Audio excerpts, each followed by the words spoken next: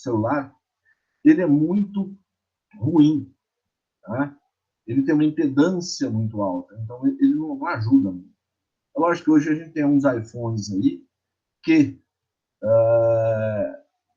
tem microfones externos, que são relativamente caros e muito bons, tá? Mas é aquele negócio, são iPhones que custam 10 mil reais, o microfone custa mais uns 5 mil, e aí você tem um materialzinho, ó, joia para gravação. Se você vai gravar isso tudo, gastar isso tudo para fazer isso, você compra um gravador de Milão que faz o serviço 10 vezes melhor. Então, hoje a gente tem acesso, hoje a gente tem gravadorzinhos aí digitais com características para gravar som, né? Porque tem muitos que foram feitos para gravar voz humana. Então, ele grava até 4 mil Hz, ou seja, os animais que cantam acima disso, você perde tudo. A gente tem vários equipamentos que funcionam, mas você precisa saber adquirir. Eu tenho já colegas, né? A professora Denise, lá de Rio Preto mesmo, ela comprou uma vez dois gravadorzinhos. E eu fui lá, ela falou, comprei uns mini gravadores digital, fantástico. Aí eu falei, para fazer gravação de anotações de campo? Ela, não, para gravar os bichos também. Eu falei, não serve. Ela ficou tão decepcionada, coitada. Porque ela falou, nossa, gastei aí R$ 200 e não vai servir para gravar antigo. Eu falei, não serve. Aí mostrei para ela, expliquei para ela. Logo, bem próximo, ela me escreveu que tinha saído um projeto, tá, mas eu preciso comprar gravador. Mas os gravadores que gravam som de sapo. Aí eu falei, tá bom, veja se tem essas e essas e essas especificações. Né? Isso é um fato comum. Vários colegas perguntam, eu estou precisando comprar um gravador, quais são as diretrizes aí? Eu falo, tá bom, são essas. Por quê? Porque é para permitir gravação de um som de alta qualidade. Mas aí eu vou gastar muito dinheiro. Não, ainda não. Com 120 conto hoje você compra um gravadorzinho pequeno aí que grava 96K. Hoje não tem o que falar. Tá?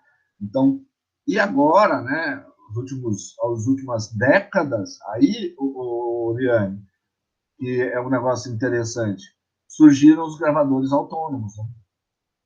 Os equipamentos que eu brinco com os colegas, né? Gravador de preguiçoso, que não precisa ir lá no campo. Vai lá no campo uma vez, põe ele lá, eu volto aqui no mês seguinte, troca o cartão e vai embora. Né?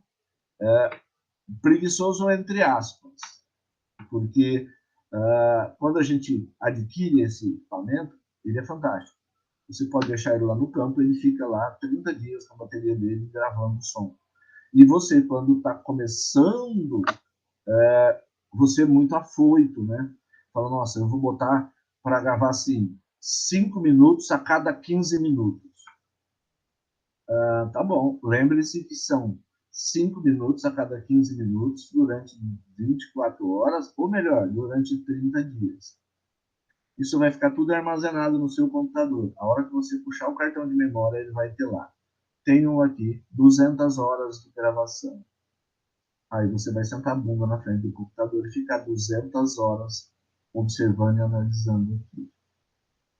Então, ele é lindo, maravilhoso, porque ele te permite... Né? Então, eu tive colegas que gravavam 3 minutos. Hoje eu converso com eles e falo assim, 1 minuto a cada meia hora. Né? O cara já não está aguentando mais de tanto. Por quê? Porque aquilo não vai ficar um mês, aquilo vai ficar um ano. E você consegue deixar esses equipamentos e eles registrarem o som. E aí você consegue som de ave, som de morcego, som de anfíbios, de artrópodes, de tudo. Tá? Vai depender do quê? De você ter especialistas para identificar cada coisa. Tá? Então, é uma opção. Mas a opção mais viável é vocês, na verdade, esse projeto aí do som das trilhas, seria vocês irem periodicamente, uma vez por semana, tá? Fazerem gravações ambientais. Então, faz pontos, né? Então, grava aqui, anda uns 100 metros, grava ali, anda mais 100 metros, grava, faz gravações aí de 3 minutos, umas coisas assim que dá para depois fazer um compilado e montar um arquivo bom de sons. Tá? Então, teve vários já projetos em parques que eles fizeram assim. Os pesquisadores iam para os parques, um gravava a ave, outro gravava lá as cigarras, os grilos, o outro gravava os sons das árvores e assim por diante. Então, eles fizeram um apanhado acústico que nós chamamos de sons ambientais, né, soundscape, que são os ruídos ambientais que tem ali junto com os animais. E o pessoal tem trabalhado bastante com isso em áreas urbanas, né, para tentar entender se o ruído urbano afeta a, a vocalização de aves ou de anfíbios. Né? Então, hoje a gente tem uma gama muito grande de formas de gravar. Então, para fazer um trabalho, por exemplo, de trilha acústica, se você conseguir acoplar um microfone no seu celular, melhora. Senão você pode fazer, porque você não vai precisar analisar esse som, você não vai publicar a descrição de um canto, não vai precisar fazer os sonogramas que a gente faz, aqueles gráficos para apresentação da forma física do som. Você não vai precisar fazer um sonograma, um oscilograma, não vai precisar fazer nada. Tá? Você vai simplesmente mostrar o som. Você vai criar uma trilha sonora. E dá para você editar esse som, dá para fazer bastante coisa. Hoje a gente tem vários programas que fazem isso. É lógico, programas específicos para análise bioacústica, tem alguns gratuitos, tem alguns pagos. Tá? Então, mas são programas bons, tem programas gratuitos aí muito bons. Tá? A gente que trabalha mais afim com a bioacústica acaba tendo programas pagos. Né? Eu uso o Raven, né? Da Cornell, porque ele é um programa muito bom, fantástico, que permite aí trabalhar com muita coisa. Tá? E só lembrando que a Sônia falou aqui, tá? Um dos meus sonhos era trabalhar com som de morcego, tá? Mas é caro demais, é muito caro. Né? Porque o meu interesse não era no som audível, era nos ultrassons que eles emitem. E equipamento para gravar isso é caro. Né? Que é a mesma coisa que trabalhar com hidrofonia também, é muito caro. Então, dessa forma, a gente consegue usar esta informação acústica para a ciência. E também para fazer o quê? Esses inventários de fauna. Então, eu consigo, hoje, através do conhecimento, fazer esses inventários. A mesma forma como algumas pessoas que utilizam o inventário de fauna, que vai para campo, coleta esses animais. Porque é importante eu saber quem está cantando. Muitas vezes você escuta o animal, mas você não sabe quem é que está cantando. Então, a gente faz o quê? Vai atrás para descobrir quem é o indivíduo que está cantando. Tá? Então, essa é uma informação muito importante pelo seguinte: quando você está começando a estudar a biologia de anfíbios, ir para campo, você escuta, mas não vê. Né? E pior, quando você vê, ele não está cantando. Então, ele não te ajuda. Quando eu comecei a fazer meus trabalhos aqui na região, eu tenho um exemplo clássico disso. E assim, eu comecei a aprender a fauna da região de São José do Rio Preto, saí de Rio Preto e fui para Botucatu. Botucatu já tem uma interferência muito grande de Mata Atlântica. Comecei a aprender sobre os bichos de lá, vim para Taubaté. Né? Então, eu uma vez fui para campo com um aluno, e no campo ele me perguntou: professor, que bicho é esse? E eu não sabia. Eu falei: você não me pega mais. No campo seguinte, cantou um bicho, eu falei: que será que é isso, hein? Foi primeiro que ele. Eu não vou deixar de perguntar, não. O que será que é isso? Eu não sabia. E numa dessas ocasiões, eu escutei um bichinho cantando. Tirei do equipamento, gravei. Gravei. Parei de gravar com lanterninha. Achei! Tá. Peguei, botei no saquinho, anotei. Indivíduo tal, gravado. Deixei no saquinho. Olha, tem um outro aqui. Gravei. E peguei o outro. Quando eu olhei a cara do outro, eu falei: uai, o que era aquele que eu peguei primeiro? Eu tinha pego uma Sinax, uma perereca.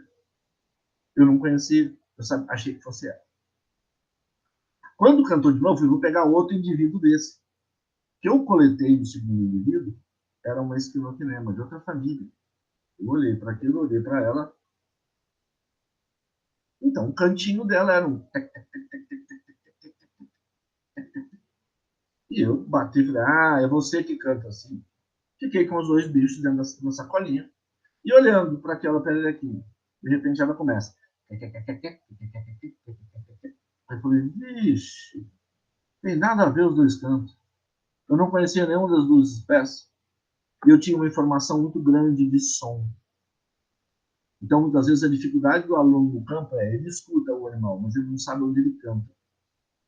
Tem algumas espécies que elas cantam no alto e as pessoas juram que elas estavam cantando no chão. Porque o som dentro de mata reverbera muito. Então, a gente precisa entender um pouquinho de reverberação. E aí tem algumas técnicas de procurar o animal, né? Você vai com o gravador apontando o microfone e seguindo a faixa de amplitude. A hora que a faixa de amplitude aumenta muito, ele está naquela direção. Isso a gente aprende com uns 20 anos de campo, né? Até lá você quebra a cabeça. Diga, João. Eu acho que a Liana queria fazer uma pergunta.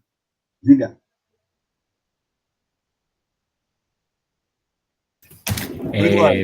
Oi, boa tarde, professor. Professor Itamar, pergunta que eu sou da área da linguística, né? Mas eu faço bolsa aqui na natureza. E na linguística a gente trabalha muito com fonética, né? E a gente usa alguns programas de fonética para fazer notação de variação linguística, né? Por exemplo, questão de variação, por exemplo, de som, gíria, e a gente vai anotando isso, né? A minha dúvida né?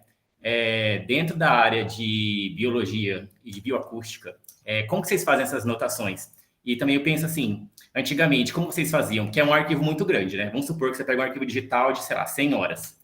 E aí, minutagem, sei lá, 1 minuto a 2, um anfíbio tal vocaliza. Ali faz como que vocês fazem isso? Vocês dividem isso, colocam em um arquivo? Eu tenho a minha dúvida essa, assim. Tipo, João, muito interessante.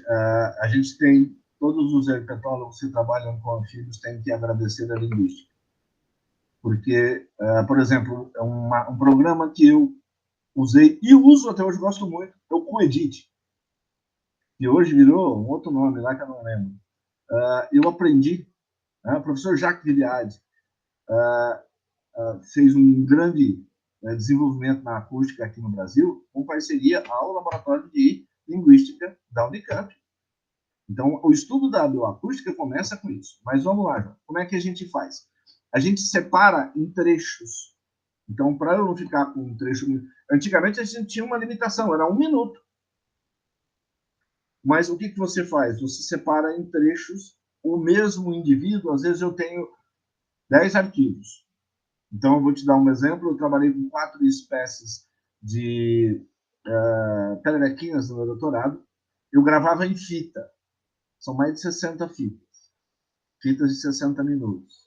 Tá? Na verdade, são 30 minutos que a gente só grava de um lado. Daqueles disquetes, foram 200 e poucos disquetes. Cada disquete daquele dá 1 minuto. Então, porque o som, né, a gente grava sempre na forma wave, porque o som MP3 ele é um compactador de onda, ele estraga o som. Né? Uma dica é, quem quer trabalhar com bioacústica de lixo, não usa MP3, não grave MP3 nem por reza brava, porque ele estraga o som, ele compacta a onda, né? Ele achata a onda, por isso que cabe um arquivo que cabe, por exemplo, em Wave, ele tem lá 100K, em MP3 vai ter 1K, ele é um compactador. Mas vamos lá, o que a gente faz? A gente divide esses arquivos e vai marcando. Então, indivíduo 1A, 1B, 1C, 1D. Você sabe que aquilo é uma sequência, tá? E aí, com essa parte de análise, o que a gente faz? A gente analisa alguns parâmetros. Então, a frequência máxima, a frequência mínima, a frequência dominante, onde se concentra a maior energia do som. Então, dá para fazer os espectrogramas, as análises temporais são muito importantes. Tem animais que têm uma nota grande, outra pequena. Se vocês permitirem, eu até faço uma apresentaçãozinha aqui. Pode ser? É rapidinho, eu passo ela rapidinho. Não, claro, lógico. Deixa eu ver se eu consigo. Né? Não, tranquilo, professor. Isso eu consigo aqui. Tranquilo, o senhor consegue.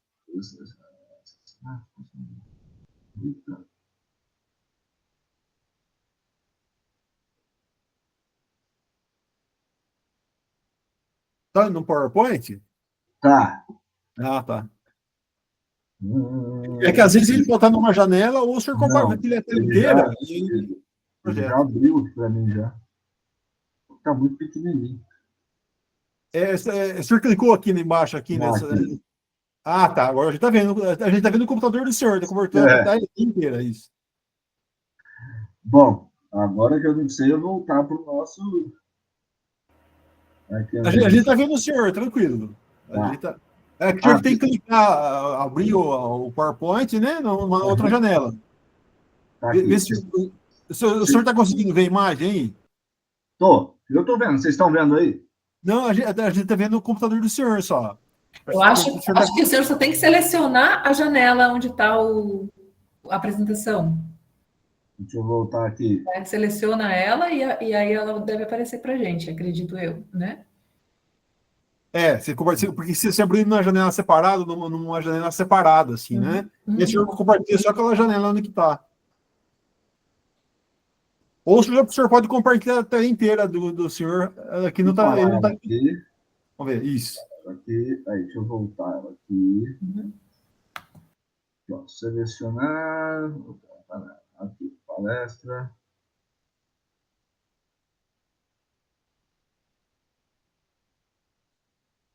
Ele voltou naquela tela inicial lá. Ué? O senhor não quer mandar para mim por WhatsApp para projetar para o senhor? O senhor que sabe. Eu acho que isso aqui é grande pra caramba, hein? Tá ali muito grande o arquivo. Peraí, compartilhamento. Que tem a possibilidade de o senhor compartilhar a tela toda, né? Daí, se o senhor conseguisse compartilhar a tela toda, daí o senhor conseguia ver. É que isso daí o senhor não se vê, mas a gente vê. Não, mas aí não tem problema. Eu vou falando aqui e a gente vai. O senhor tem que sair daí de novo, né? No caso. Apresentação. Isso. Aí eu vou aqui. Apresentar agora. É isso, né? Deixa eu ver como é que tá aqui. No meu ele aparece, seleciona uma guia. Daí, se o senhor vê lá, professor, tem assim, guia do Chrome, janela e tela cheia. Não, que aparece selecionar uma janela ou tela. Então, mas daí tem uma janela e tela cheia do lado direito em cima lá. O senhor viu a tela cheia lá, guia do Chrome, janela e tela cheia. Bem em cima ali.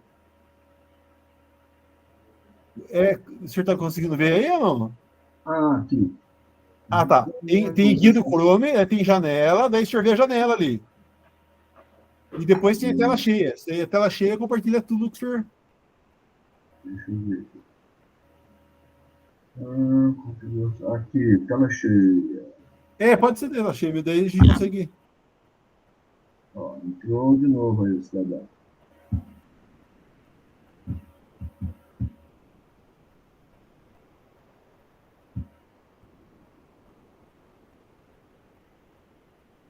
Não apareceu pra gente ainda. Ele está dando pau aqui, não estou entendendo o que está acontecendo, não.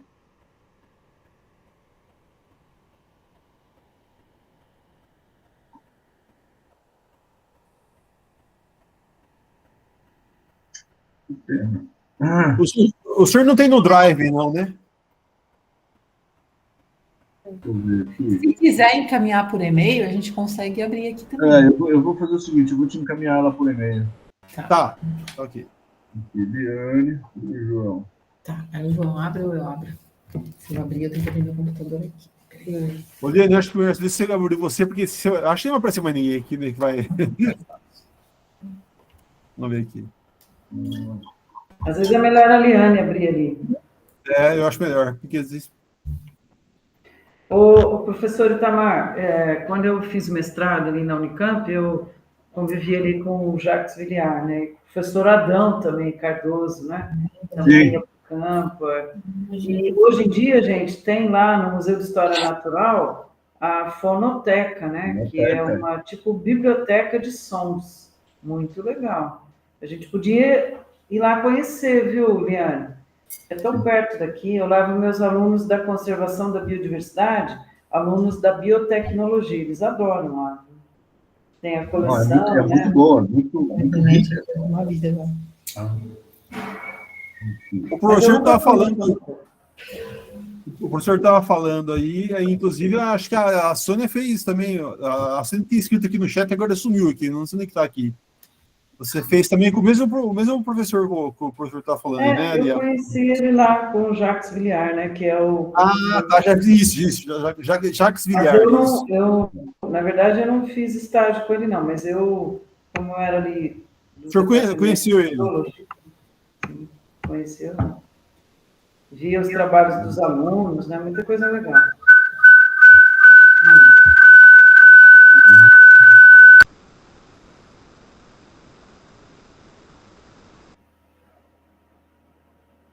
Está ficando ela aqui.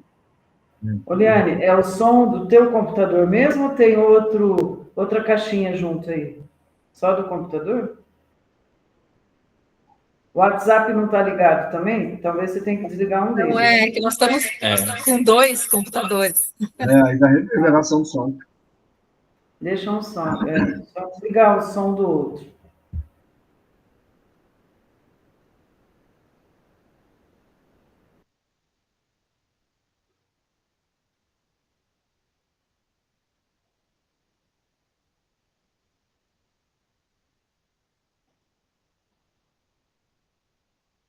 Isso eu consigo acontecer. Tá. Você recebeu o arquivo, Eliane? Não? Estou mandando para ela aqui agora. Ah, tá. Eu vi aqui também no vídeo. Ele está grande para caramba e o meu e-mail. Às vezes é melhor no Drive mesmo, mas daí baixo pelo Drive fica mais fácil, professor. Às vezes fica mais. Eu acho que ele foi pelo OneDrive aí.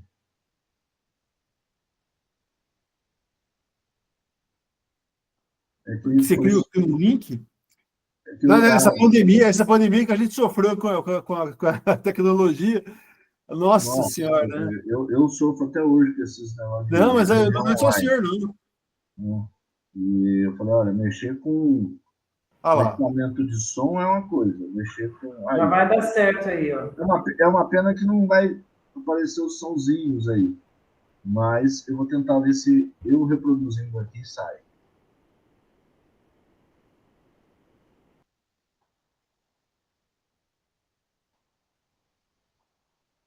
Eu acho que sai som, sim. Acho que fica assim um computador só, né? Não, é que não foi. Eu tenho que compartilhar o som com ela.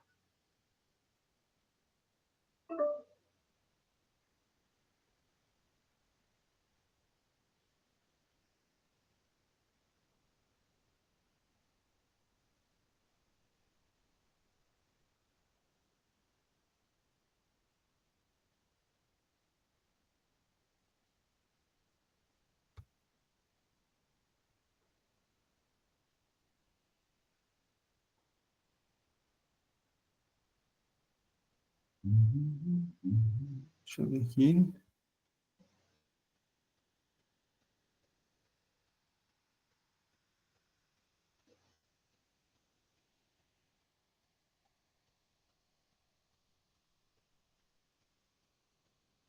Se for aqui a apresentação de slide, já dá. Isso.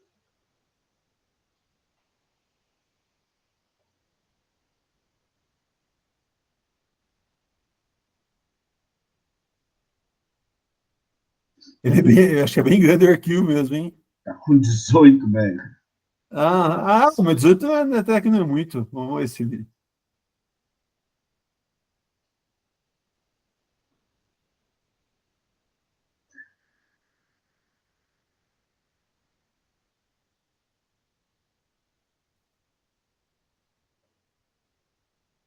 Se você conseguir só ir colocando ele em tela inteira e tela compartilhada, aí passando, aí eu já vou falando. Vai passando bem rapidinho.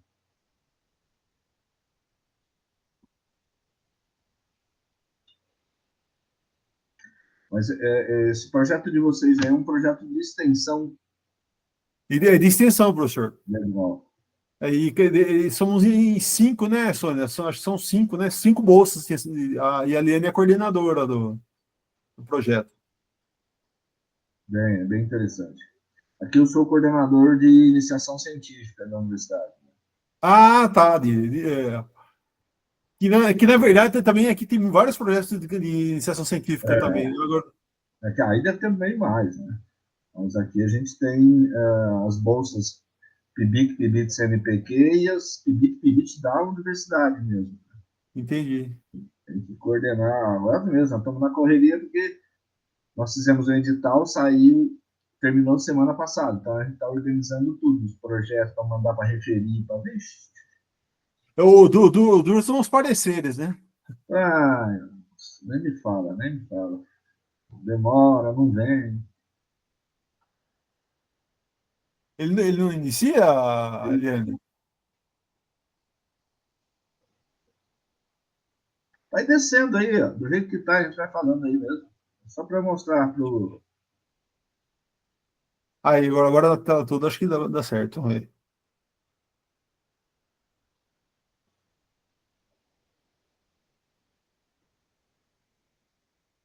O senhor compartilhou comigo também aqui, professor?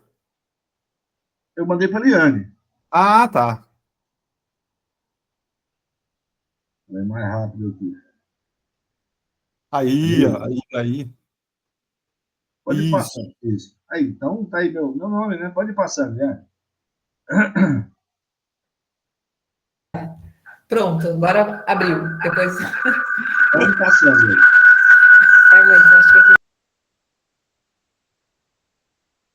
Que inspirador os barulhinhos.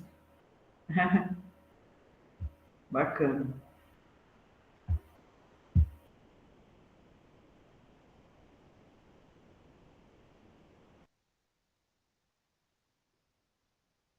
Tá preguiçoso esse computador, né? Aí. Pode passar o próximo, Liane.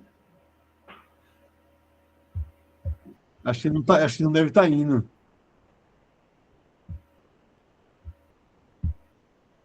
Trabalho meu aqui.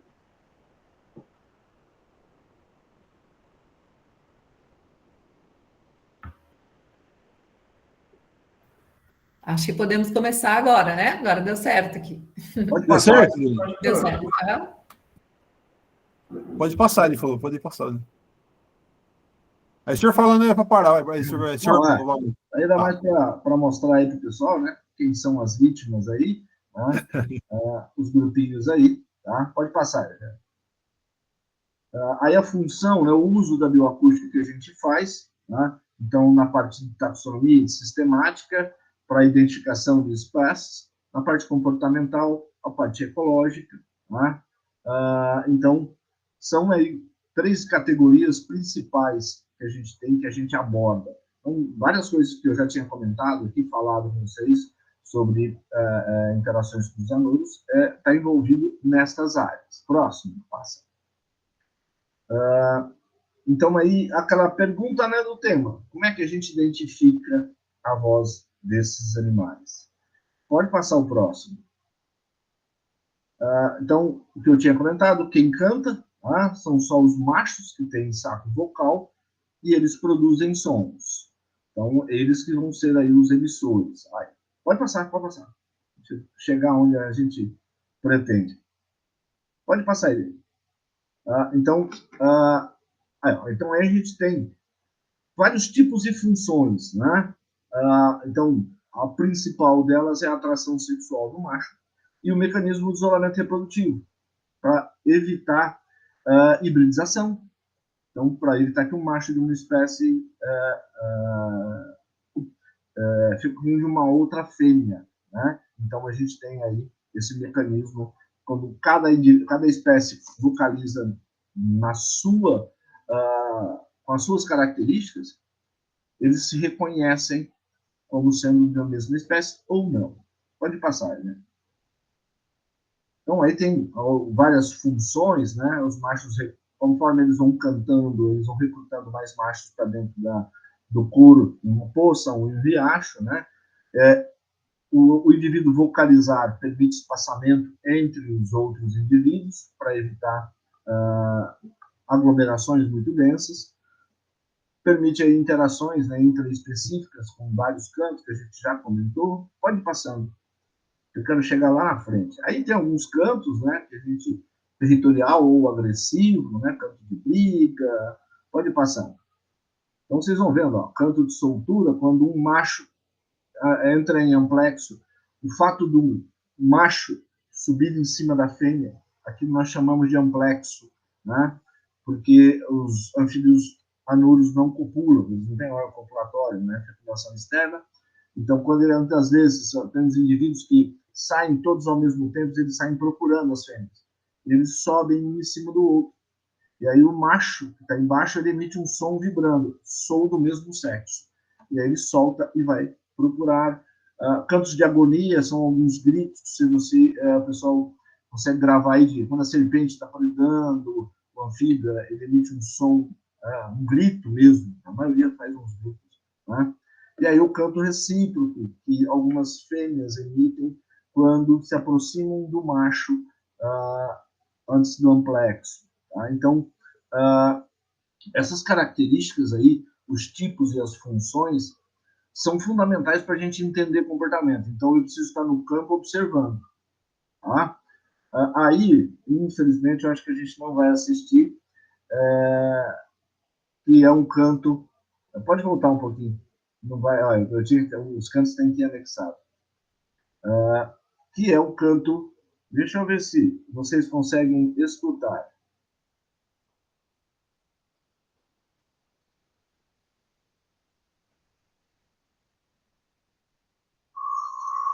Vocês estão conseguindo escutar? Sim, sim, estamos ouvindo.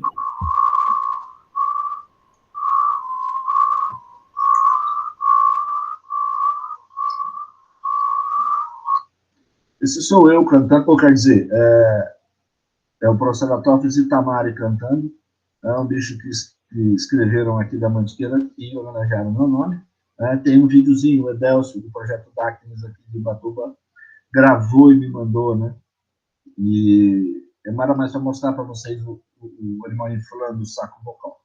Pode passar o próximo, né? Então, não, volta um. Aquilo que eu estava comentando, volta um. Eita, eu estava comentando com vocês, né? Então,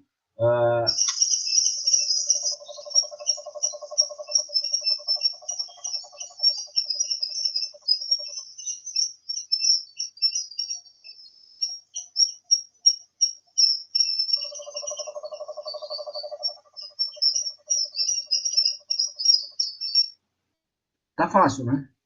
Dá para vir perfeitamente. Fácil. Todo mundo sabe quem é que estava ali, né? Eu acho difícil. O senhor sabe, professor. Parece uma bagunça, mas não é, né? Então, aí voltando à pergunta do colega lá que eu já esqueci o nome dele, olha só, a gente tem, pode ir, aí cantos, diferenciados, tá? Volta um, por favor. Aí, então, eu tenho um canto em cima e um canto embaixo. Esta mesma espécie emite esse canto. Ela emite som diferentes. Então, como é que eu vou saber que canto é esse? Então, às vezes eu chego no campo e, nossa, o bicho está cantando, gravo. Será que aquele é o canto de anúncio? Ou seja, é o canto específico dele? A gente já tem alguns registros de histórico, bibliográfico. Eu mesmo já consertei um registro desse, que foi uma publicação muito antiga que um pesquisador publicou o canto de anúncio da espécie. Na verdade, ele publicou o canto territorial. Era um canto agressivo. Tá? Então, aqui a gente tem a vocalização da Ipsiboas Hoje é Buana para Pardalis, né? Meu universitário que está.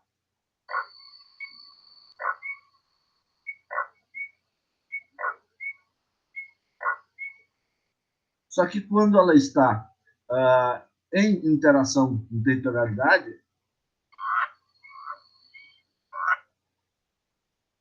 a história muda. Ela muda o campo. Então, ela muda a informação sonora. Tá? Então, é mais uma descrição. Pode ir passando. Então, aí são os gravadores que nós falamos. Um Olympozinho pequenininho desse aí, você consegue comprar aí por algum 100, 200 reais, umas coisas assim. É baratinho e é bom. Ele é muito bom, seu Luiz. Né? O problema é que ele é pilha. Próximo. Pode clicar que aí tem um monte de foto aí. Opa, voltou. Será que não vai entrar? Acho que não vai entrar as passagens. Não vai entrar as passagens. Pode ir. Então, aquilo que a gente tinha gravado, né? Conversado, posso gravar com o celular? Pode e não pode. Tá? Para que você quer? Eu quero só para mostrar, para fazer. Beleza, não tem problema.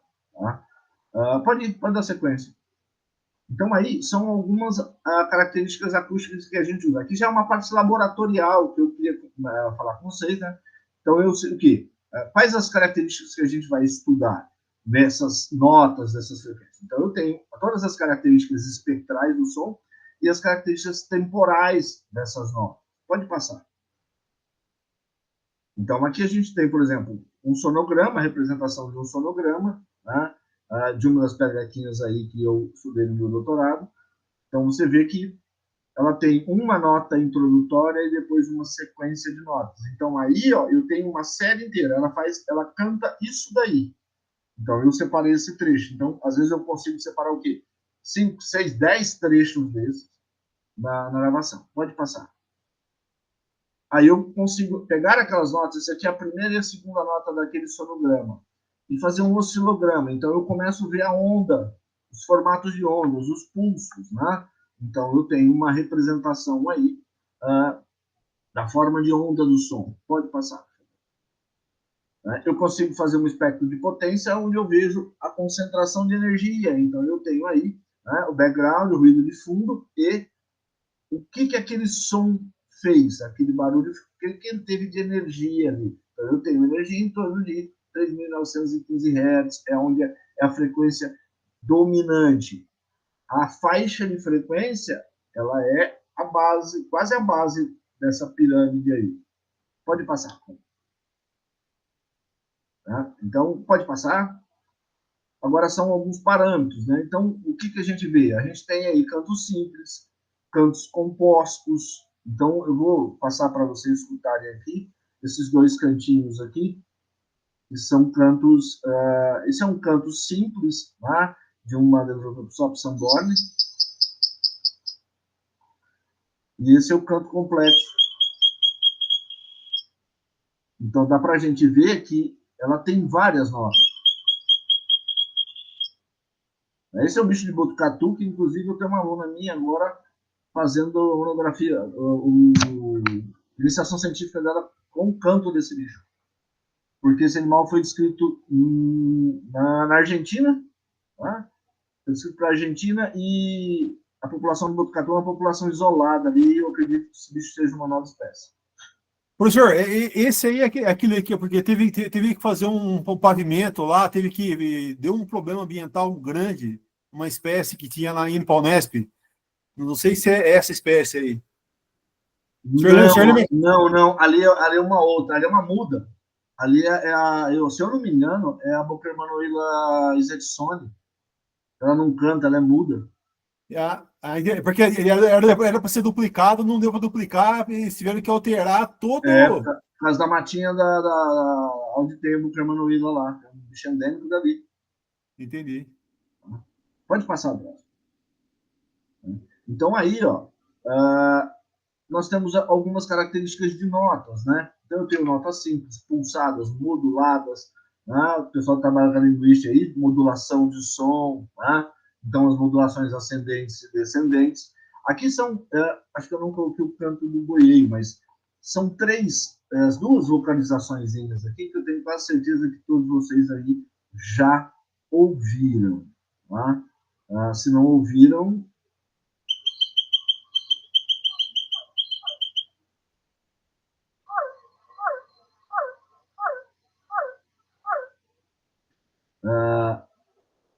esses são bichinhos comuns aí da região, né? Um furnários e um Physalemmus cuvieri, né? Que se você olhar, ó, olha as características das notas, eles têm harmônicos que começam ascendentes e tem uma parte descendente, quase ascendente no final. Aqui eu tenho umas notas ascendentes, aqui eu tenho um boi, que é aquele bichinho parecido com aquele bichinho que eu mostrei para vocês, né, o Proceratopsis, que ele faz é uma nota grande e muito pulsada. Pode passar, Guilherme. Aí, quando eu já aproximo isso, ou seja, que eu vou para fazer os meus oscilogramas, eu vejo os formatos de ondas dessas notas, ó, que são diferentes. Então, pode passar, por favor. Tá. Aí eu passo para as medidas de frequência, né? Então, eu meço aqui a frequência maior, a menor, e a fundamental e a dominante. Eu meço aonde está a frequência fundamental, ou seja, que aqui nesse caso é igual a dominante, né, que é a maior energia. Aqui eu tenho harmônicos aqui na Perelle, né, ó. Você tem 5 harmônicos aqui, uns falsos harmônicos aqui em cima. Então aqui eu tenho um bichinho que o canto está baixo, eu só vejo 2 harmônicos, talvez um terceiro, mas quando eu olho no espectro de potência eu vejo que tem 4 harmônicos. Então, por isso que o som tem que ser bem gravado, tem que ser com material de qualidade, porque aí a gente consegue extrair essas informações físicas e temporais do campo. Pode passar o próximo. Aí eu entro nessas estruturas, né, tipo, a duração da nota. Quanto dura essa nota inteira? Qual o intervalo? De quanto em quanto tempo ele emite essa nota? Ele emite série de notas, notas isoladas. Então, aí eu vou fazendo vários tipos de análises de som para entender o comportamento de canto, como essa espécie vocaliza. Acho que alguém levantou a mão aí, acho que é a Liane? Gabriel. É o Eduardo de novo. Professor, é interessante isso, né? Porque na linguística, a gente tem uma área que é muito pouco conhecida na linguística, que é biolinguística, né? Tem um linguista alemão chamado Erich Lennemer, eu acho. Ele, nos anos 70, ele tem um texto dele que chama Fundamentos Biológicos da Linguagem, né? Que ele começa a dar esse início sobre a questão de biolinguística, né? O Noam Chomsky também, ele usa um pouco das ideias do Chomsky também para tentar contextualizar essa questão da biolinguística, né? E isso é muito legal, porque para a linguística e para a biolinguística, o que você está mostrando, né?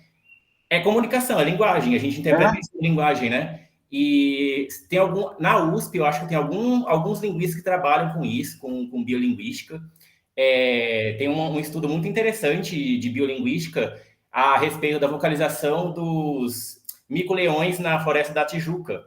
Eu vou até procurar depois, encaminho para vocês, mas é muito interessante o que você está falando, porque tem tudo a ver com a minha área, com a área da linguística, e com a área de biolinguística, né, que é uma área pouquíssimo estudada. Tem umas coisas com ave. E eu estou achando super interessante, realmente, assim, fazendo umas pontes muito legais com o meu curso. Então, só para contextualizar, vou falar para vocês isso. Jóia, mas tem umas coisas com ave também. Sim. Tem com aves também. É bem legal. Pode passar, próximo.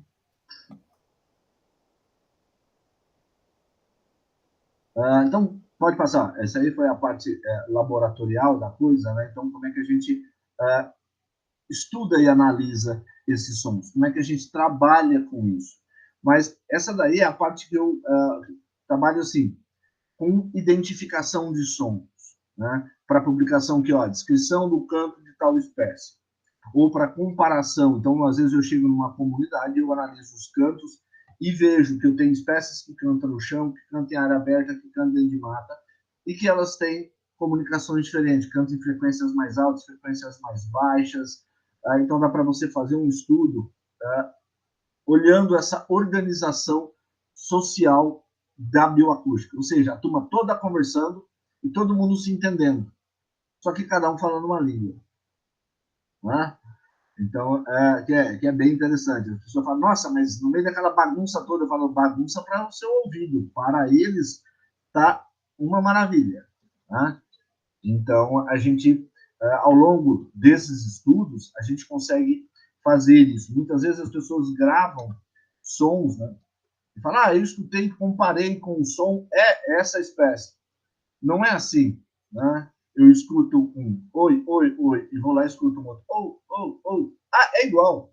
A hora que você coloca isso no computador e analisa todos aqueles parâmetros, você descobre que elas são totalmente diferentes. Então, muitas vezes, ou o contrário, né? Eu tinha um doutorado que ele gravou um animal lá em Cuiabá, e aí ele falou para mim, professor, acho que eu encontrei uma outra espécie aqui, assim, sabe? Porque no seu trabalho o senhor fala que ela emite de 3 a 4 notas. Aí eu falei, E aqui eu encontrei uma que emite de 2 até 4. Eu falei, é que as que apareceram com 2 notas, eu não pus. Por quê? Eu falei, porque eram poucas e era o animal começando a vocalizar no início de tarde. Então, ela não estava com o seu aparato vocal estimulado. Então, ela emitia só 2 pulsos, depois ela passa a emitir 3 e 4, 3 e 4, 3 e 4. E você vê que durante a interação social do couro, ela não emite 2. Aí ela, eu achei, falei, você não está descobrindo nada, não. Ela tem 2 pulsos, sim. Né? Então, ainda tem de tudo nessa comunicação, né? Nessa linguística toda, você tem aí o quê? Um momento social. Se o animal está começando a vocalizar, se ele está isolado, se não tem outros da espécie dele cantando, às vezes está vocalizando sozinho. Né? Então, por isso que a gente fala, se você vai gravar indivíduos, grave sempre 3, 4, 5. Por quê? Você pode estar gravando um indivíduo que esteja com problema de saúde. Você pode estar gravando um indivíduo que esteja machucado, ferido. Né? E até eu brinco com meus alunos. Né? Você pode estar gravando um indivíduo lá que está sozinho e ele está cantando. Ai, ai, ai. E você fala, nossa, gravei o canto. E você volta lá e ele canta. Ai, ai, ai, ai, ai, ai, ai, ai, ai, ai, ai, ai. Eu falei, tá vendo? Né? O ai dele estava sofrendo. Né? Então, a gente precisa ter vários indivíduos gravados para a gente ter uma resposta tipo, olha, este é o canto em qual essa espécie se comunica. Então, dessa forma, a gente vai fazendo estudos e aprendendo a reconhecer esses sons e aplicar isso para a biologia. Né? Então, a gente, entendendo essas localizações, a gente consegue fazer trabalho de biogeografia, conservação, de um monte de áreas, dá para se intercalar com várias áreas em si.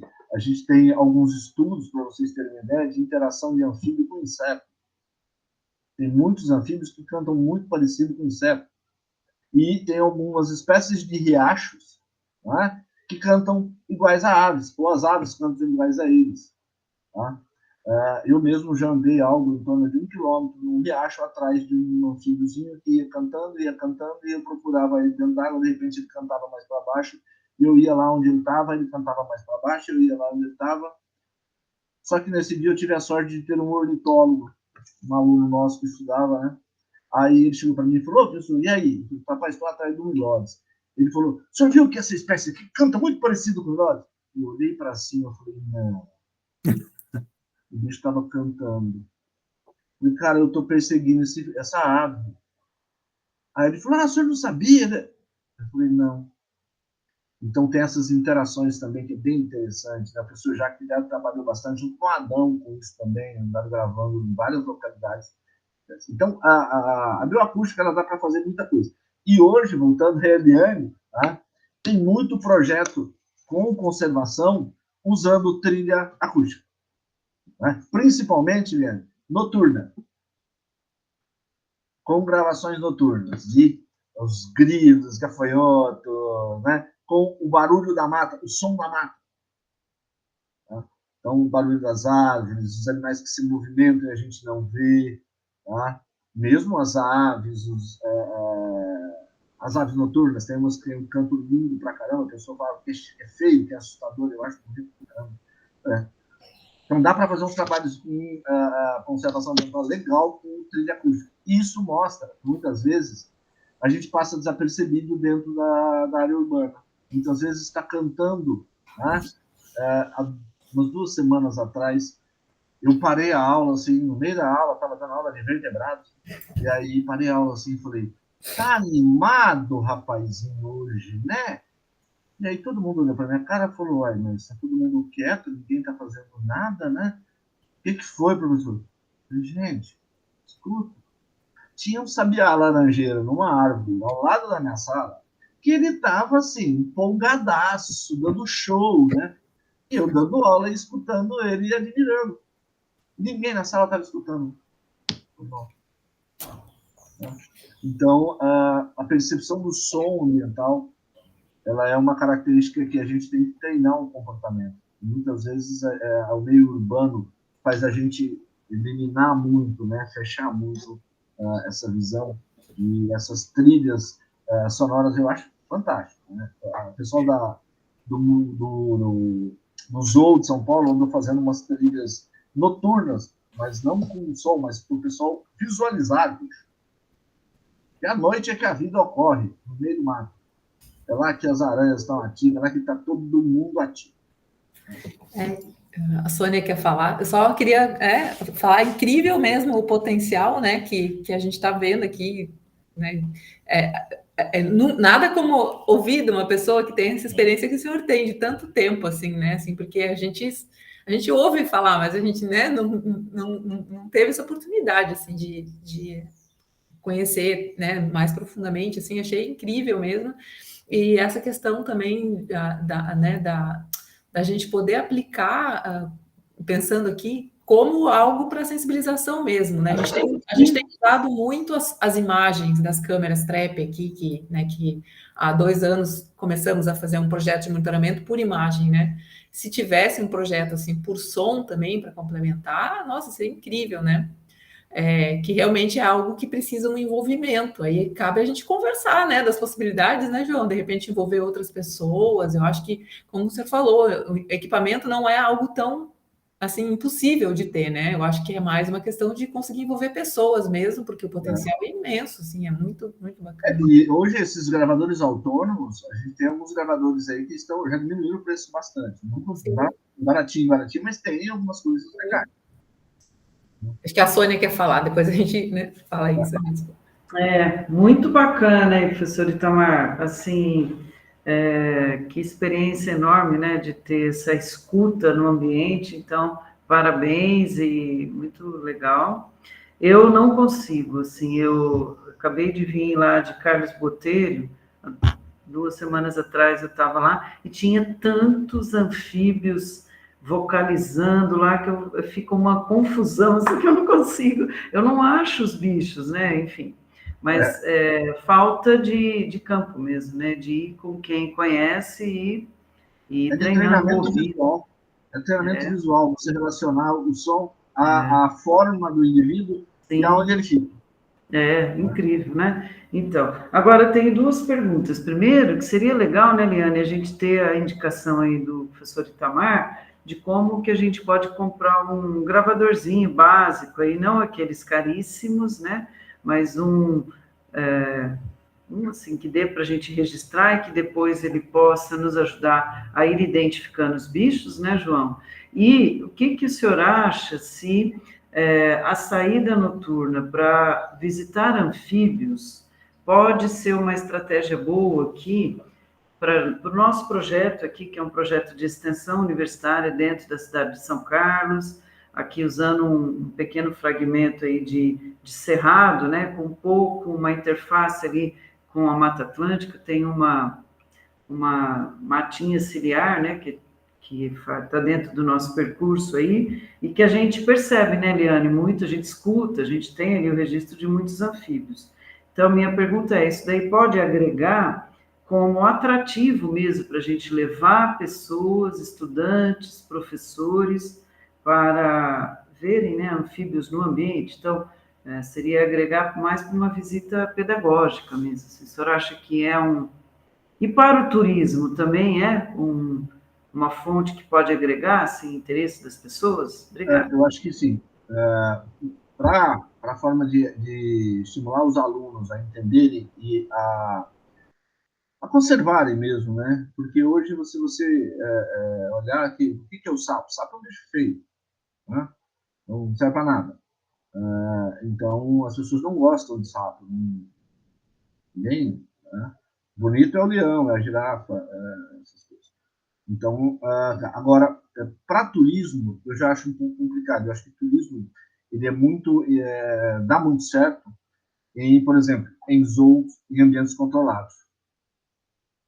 Porque a probabilidade de um turista desse ser picado por uma jararaca ou por uma cascavel é grande. Ele nunca foi a campo, ele não tem essa experiência, isso aqui. Então, ele vai para andar à noite e ver bicho. E esse andar à noite pode ser complicado. Nos dias atuais, eu sou bem ferrado com isso, né? Mas para escolas é interessante. Até agora, sexta-feira, um aluno meu, ele vai levar uns alunos junto com uma escola no parque lá de São Luís Paraitinga, né? Então ele vai andar com os alunos lá. Aqui a gente tem uma vantagem assim, porque dependendo da região, do local que você vai, a gente tem um filho diurno e noturno.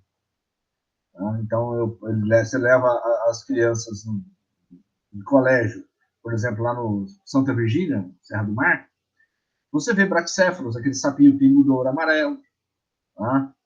Você vê algumas espécies que são diurnas que estão no interior de mata.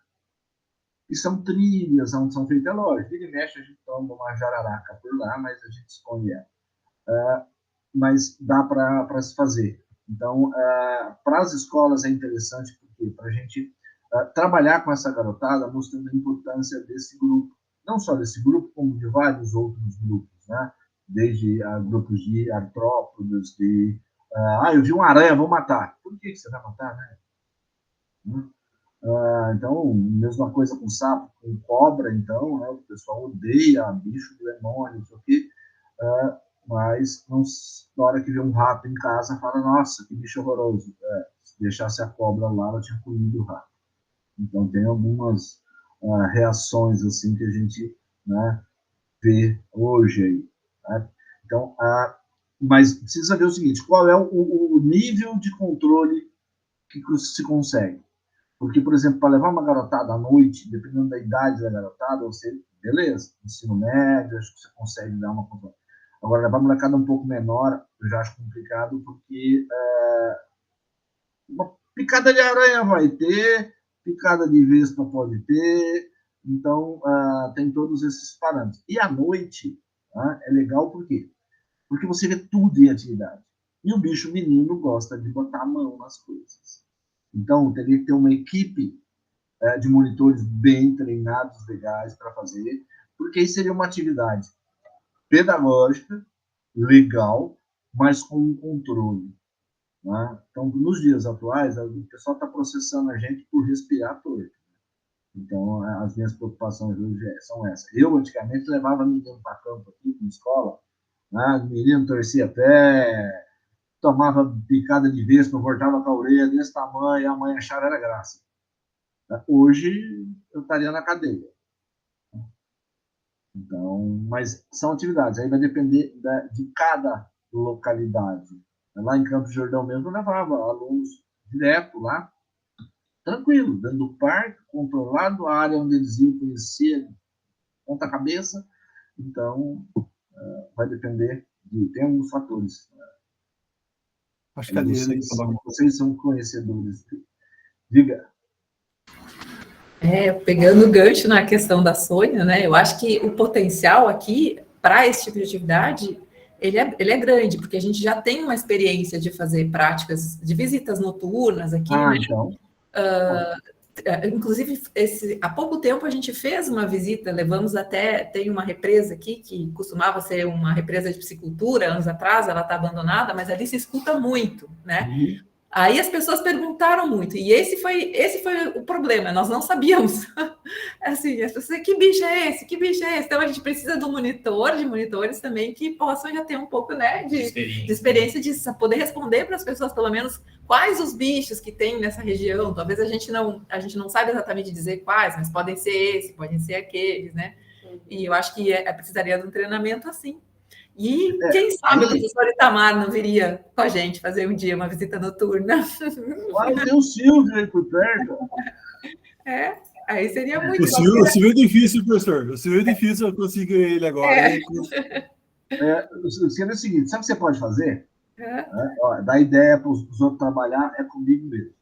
Trabalhar não é comigo, não. Mas a ideia vocês podem gravar o som dos animais, tá? E aí manda para o Silvio, manda para mim aqui, para eu identificar o que é. Porque aí do Centro-Oeste, eu tenho foto, acho que da maioria das espécies. Então, vocês teriam o som gravado, eu falava, é esse bicho. E aí vocês montam um arquivinho mostrando, esse bicho é esse som, esse bicho é esse som, esse nó é esse som. Então, você consegue associar aquele famoso gargão daquele programa de humor, o cara crachá. Né? Então, você faz um guia de identificação dos bichos. Então, o que seria? Agora, aproveitando, eu não sei como é que está aí de chuva, né? Aqui já choveu, hoje já, eu fiquei preocupado, porque uns 10 minutos antes da gente começar aqui, o pé d'água estava caindo. Vai para campo nesse período, que agora é o período úmido, agora é onde essa paiada de charada está, e grava esses sons diferentes. E aí, vocês conseguem fazer esse material. Que bacana, ótima ideia. E para esse tipo de gravação, a gente consegue usar o celular?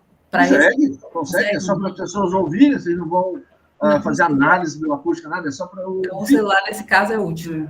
Maravilha. Mas vamos... Nesse caso, você usa o celular e grava, você tem o som. Uhum. Professor Itamar, mas... Parou, né? Travou, né? Não. Mas depois o senhor passa para a gente aquelas especificações, né, Liane? Vamos tentar comprar uns 2 gravadores, né? Porque aí a gente vai fazendo essa coleta de informações, vamos passando para o professor Itamar e vamos tentando identificar. Eu faço sim, eu faço um. Acho que eu devo até ter, porque não faz muito tempo que alguém... Mas isso aí é fácil. Eu faço... eu busco aqui alguns modelinhos de gravadores e já mando. Né? Eu mandar as especificações, você vai falar que cabe isso. Né? Ótimo. Então, a intensidade... Aí já fica com material também, né? Depois já fica com material aqui bom, que não é, como você falou, não é tão caro. Sabe o que eu estava pensando agora? Olha que legal se a gente conseguisse, aí, aproveitando a ideia das alunas de imagem e som e tal, depois fazer uma exposição com as imagens e com os sons, assim, dos bichos. Incrível, né? Eu fiz isso no Parque Estadual de Campos do Jordão uma vez. Eu tinha um CD que tinha o canto e a foto do bicho. O canto e a foto do bicho. O canto e a foto do bicho. Vocês acham que a gente está fazendo alguma novidade? O professor Luiz Dino Visotto tinha um rolo de slides e uma fita cassete. Ele aposentava o slide e botava a fita cassete para rodar, então tinha. Que incrível! O canto das espécies, você mostrando os slides e a fita tocando. Ele fazia história natural, né? Eu não tive aula com ele, mas falavam isso, que era incrível, incrível. Eu fui para campo com ele algumas vezes junto com o Arif. Tanto é que a primeira espécie que eu publiquei aqui, que eu escrevi para Campos de Jordão, eu dei o nome dele. Chama Esquinoquinema visotói, eu homenageei ele. Merecido. Vai matar o velho coração. Está vivo até hoje. Fotógrafo de ave, excelente. Professor Itamar, ele ainda está vivo? Opa! Lançou um livro no ano passado sobre fotografias de aves. Maravilhoso, gente, isso. Tá nativa. Ele nunca parou, não. Está nativa. Gente, tem mais de 90, né? Tem mais de 90 anos. Se não tiver, está chegando. Incrível. Gostei São muito. essas pessoas que trabalham mais, né? Mas ele, na verdade, depois que ele aposentou, ele usou a biologia como hobby. E ele queria aprender mais, já sabia demais. Ele fez história natural, gente. Sabe? Ele sabia de aranha, sabia de borboletas, de aspas. Sabia de tudo. Ir para campo com o Risoto. Ir para campo com o Jorge Gin. Eu fui para a fazenda do meu tio, lá no Mato Grosso do Sul, com o Gin. Fiquei 4 dias com ele lá. Era uma delícia. O problema é que você tinha que ficar muito atento. De repente você falava, olha que lindo. E falava um nome científico. A gente ficava assim. Né? Aonde está o que é? Tá? Eu nunca esqueço de, um dia à tarde, ele virou assim e falou, olha, Glaucídeos brasilienses. Que lindo. Aí eu olhei para a cara do amigo meu e falei, é comigo ou é com você? Aí ele olhou para trás, uma pequena coruja ali em cima do tal ali. Aí eu falei, Então, esses exploradores naturais são maravilhosos. Então, assim, é uma técnica muito legal. Eu lembro da diretora lá do parque, nossa, Tamara, aquele CD seu, você vai ter que fazer outro, que está gastando já, de tanto que as pessoas vêm aqui, põe aquele do canto do sapinho e da foto. E dá uma exposição muito legal. E você põe a foto e vincula o som a ela, põe a foto e vincula o som, assim. Dá para levar, na verdade, no campo, né, Eliane? Levar isso para as pessoas, de uma maneira geral, poderem ter essa experiência em outros lugares, né? Assim, nossa, porque a gente, assim, tem a sorte, como vocês tiveram, de ter um professor e tal, mas a maioria das pessoas não tem, né, essa possibilidade.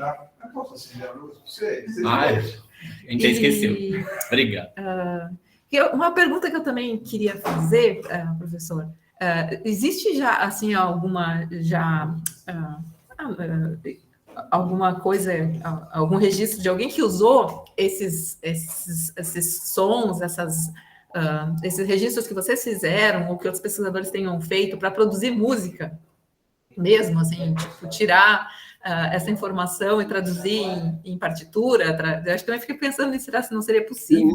Eu não sei se tem, eu sei que o Jacques Viard, numa época, ele estava trabalhando junto com a TT Espíndola, mas alguma coisa com ave. Eu acho que ave tem alguma coisa assim. Porque anfíbio canta muito simples. Perto de ave, anfíbio é facinho. Tem aves que chegam a ter 30, 40 notas diferentes. Nossa. Diga, Sônia.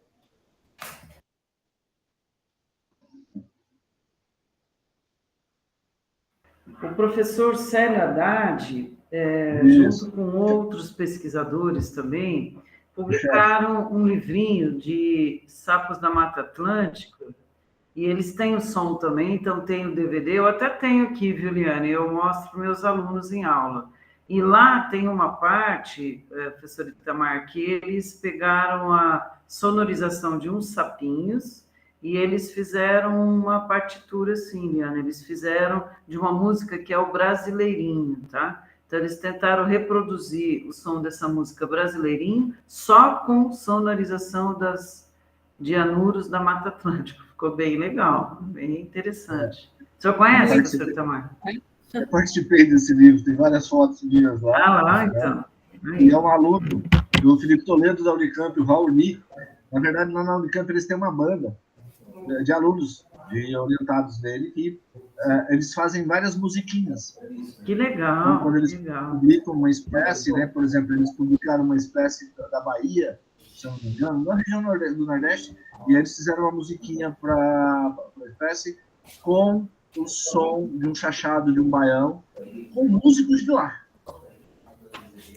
Nossa, que incrível! Dá para visualizar uma exposição maravilhosa, assim, né? Com artes visuais, música, sons da natureza, imagens. Se vocês entrarem na página da Fonoteca, talvez tenha lá o Instagram do laboratório, né, do Felipe Toledo. Porque é o professor Felipe Toledo da Unicamp. E o Instagram do laboratório dele deve ter todas essas musiquinhas aí, todos esses negócios. E detalhe, e vem tudo com animação de desenho. Que legal. Que incrível. Eu vou perguntar. Professor, eu tenho outra pergunta também, que é também um pouco ligada à minha área de ciências humanas. que é se você sabe se tem algum tipo de estudo onde se relaciona essas vocalizações de anfíbio com as comunidades tradicionais, povos indígenas, e como eles interpretam essas vocalizações, sabe? Por exemplo, vocalização de um anfíbio específico anunciando, sei lá, chuva, período de chuva, ou outras coisas. Sabe, essas relações mais relacionadas a questões étnicas e antropológicas, sabe? Da relação do som dos bichos com as comunidades, sabe, tradicionais, assim. Você sabe se tem algum estudo relacionado a isso? Tem muito trabalho antigo. E o que acontece? Tem muito nome de espécie que vem do som dele.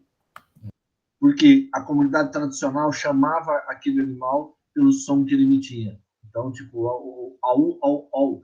Então, eles faziam muita onomatopeia com isso. Né? Até que você pegar alguns trabalhos antigos, ela fala assim, o animal canta com saco vocal. Tá. Aí tem embaixo. A Berta Lutz usa muito isso, né? Pirip, pirip, pirip, pirip, pirip. Se você fazer isso rápido, pirip, pirip, pirip, pirip, pirip, é o bicho cantando. Eu acho fantástico essa parte. Né? Então, no trabalho do Brazilian English da Berta Lutz, tem muito isso com descrição, mas basicamente tem muita nomenclatura relacionada a isso. Tá? Porque cada lugar que você vai, o sapo recebe um nome. Tá? Então, aqui, o pessoal chama de sapo cururu. Aqui já em Lorena, uma vez, o pessoal falou um nome lá que eu nem lembro mais, nome esquisito. Eu falei, mas que sapo é esse? Aí a moça olhou e falou, aqui de lá, pega a calçada. Eu falei, o sapo cururu. Ela falou, não, aqui nós chamamos disso. E daqui a Lorena, gente, é o quê? 60 quilômetros, 80, não sei. É pertinho, já tem nome diferente, né? Então, tem, lá no Nordeste, o pessoal chama de capote, por exemplo, as rãzinhas que vivem na água, né? Que aqui a gente chama de rã-manteiga, eles chamam de capote. Então tem umas coisas assim, bem de nomenclatura tradicional. Então, nomes eu já vi algumas coisas, agora do som, não. Só lembro de alguns trabalhos de onomatopeia, né, que o pessoal faz. O Leonardo comentou, tá? Tem uma MC que trabalhou aqui com músicas, não é isso? O Leonardo estava falando aqui no chat, aqui, não é isso? De DJ da Maísa Hernandes fez uma música usando a vocalização de vários anfíbios. Vamos ver isso, que legal. Vocês sabem uma coisa que é interessante? Né? Por exemplo, a primeira gravação da novela Pantanal. Né? Então o pessoal estava lá no meio do Pantanal, não sei o quê, e a gente que trabalha com som de sapo fala, mas que mentira, sem vergonha, estão gravando lá no Rio de Janeiro. Olha a Denômera cantando lá no fundo. Né? Bichos da Mata Atlântica, pink, pink, pink, pink, né? Cantando no fundo, lá no Pantanal. Eu falava, mas cara de pau, né? Então, é um barato você ver quando o pessoal vai gravar externa no Rio de Janeiro, aí falando que está em outro lugar, a gente fala, não tá, não. Professor, mas é excelente o trabalho. Eu acho que Eliane, Sônia, Eduardo, eu acho que o pessoal que também está presente aqui eu acho que... porque eu trabalho com libélulas, né? Só que daí como tem uma aluna, a Sofia, né? Acho que ela acabou não podendo vir aí, ela trabalha com imagem e som, daí eu fiquei pensando que eu poderia contribuir, né? Com o projeto, tudo. Aí eu lembrei com o Silvio, a gente fazia um projeto de educação ambiental nas escolas lá de Botucatu. E aí o Silvio tinha uma palestra montada lá, já que ele mostrava as espécies, o som mais alto era das pererequinhas menores, né? Então o Silvio... que eu mostrei aqui, que eu e ele estudamos. Eu fiz meu doutorado com elas e o Silvio fez o mestrado dele com elas. A gente publicou junto, nós juntamos exatamente. Ele fazia mestrado, eu fazia mestrado quase junto com ele, né? Então o Silvio é da Unesp Botucatu. O Silvio é Liane e Sônia. É mais fácil por ele vir para cá. E ele é muito bom, né? Bom, o cara é bom. Ele é muito bom. Inclusive, ele faz consultoria agora. Teve um bom treinador. Com certeza. Professor Jim, né? Com certeza. A gente tem que começar, a gente está começando, a gente pode agora, né, explorar. Então, a ideia é essa, começar a discutir, né, Eliane? Começar a discutir, trazer pesquisadores que ele não gostava de acústica. O Silvio não gostava de acústica. Não gostava? Não, ele não queria usar, Aí a gente recebeu um material lá, tá aqui o microfone e um gravador na mão dele. Falei, você grava seus bichos. Vai gravar, vai mexer. Aí eu fui botando, né, ideia na cabeça dele, né, depois ele pegou o jeitão de... Gosto. O Silvio, acho que ele viria aqui, assim, acho é super amigo meu, né? A gente tem muita amizade, né? Essas coisas assim, que para mim aqui já está mais longe, né? Já vai dar quase 400 Taubaté, né? Quase 400 quilômetros. Vamos combinar, né? Combinando sobre possibilidades, né, João, de estender essa ideia. Com o Silvio aí, ele está pertinho, é só combinar com antecedência, eu acho que ele faz sim. Né? Hoje a gente podia ir para Campo do Jordão aí também, Miliane, viu, Miliane? Não acho ruim. Eu falo que esse povo da USP é rico. Da USP pode ser, o Viscar aqui, a gente tá... Mas, professor, assim, gostaria de agradecer a disponibilidade do senhor de poder contribuir. Eu acredito que todo mundo gostou muito pelo menos agora a gente tem alguém para conversar sobre possibilidades, né? Acho que isso que é importante, né? De discutir possibilidades. A intenção seria montar mesmo, né? Gravar o som e daí fazer a identificação com as espécies que ocorrem aqui no Cerrado, né? O Silvio ele disse que não tem tempo, ele está com a consultoria agora lá, ele tem mais dificuldade, mas a gente podia conversar também com o Silvio, também, ou com o senhor mesmo, para ajudar a gente para montar um catálogo para a gente usar para trilha aqui, né? Acho que contribuiria muito para a gente. Muito, né? As visitas noturnas. Eu acho que das espécies que vocês têm aí no Cerrado, existem gravações de todas. Tá. Eu não vou falar que eu tenho gravações de todas, porque pode ser que alguns bichinhos aí que eu ainda não tenho, mas de 90% eu tenho. Maravilha, vamos. Daí, se o senhor pudesse auxiliar a gente, né? Não estou falando tudo, mas assim, as principais, né? Sim, algumas para a gente poder ilustrar quando as pessoas perguntam: e quais são esses bichos, né? As principais, né? Tem esses sons aqui, quem é quem?